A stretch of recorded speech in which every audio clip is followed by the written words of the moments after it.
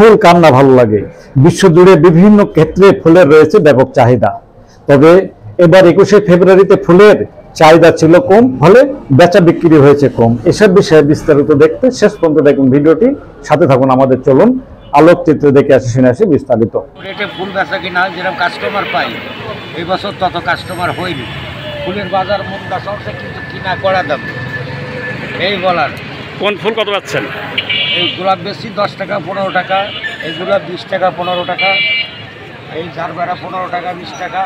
মানে এবার রাজনৈতিক অস্থিরতার কারণে দেশের 700 বেনাপোল সহ বিভিন্ন এলাকায় ফুলের বেচা কেনা হয়েছে কম। বাজারে ভ্রাম্যমান ফুলের দোকানগুলোতেও থেকেছে ক্রেতা শূন্য। ফলে ফুল বিক্রেতা তা কাটাচ্ছেন অলস সময়। লোকসানের আশঙ্কা করছেন ফুল ব্যবসায়ীরা। 1952 সালের পর থেকে দেশ বিদেশে জাঁকজমক পরিবেশে পালিত হয়ে আসছিল আন্তর্জাতিক মাতৃভাষা দিবস, অমর 21শে ফেব্রুয়ারি বাংলা ভাষা দিবসের অনুষ্ঠান।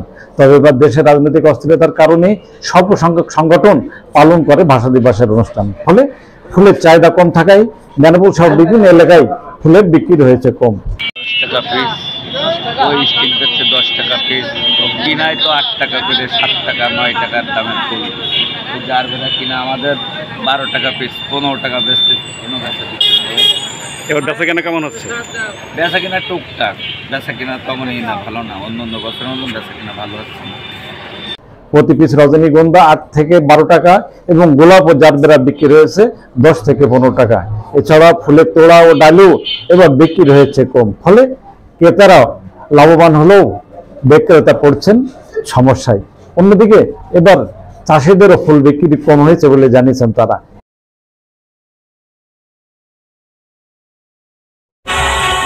দেশ বিদেশের সব খবর জানতে, দেখতে, শুনতে, শিক্ষা, স্বাস্থ্য, যোগাযোগ, ভ্রমণ, বাণিজ্য ও বিনোদন সহ বিভিন্ন বিষয়ে সবার আগে সব প্রতিবেদনটি দেখুন ভয়েস অফ কলকাতায়।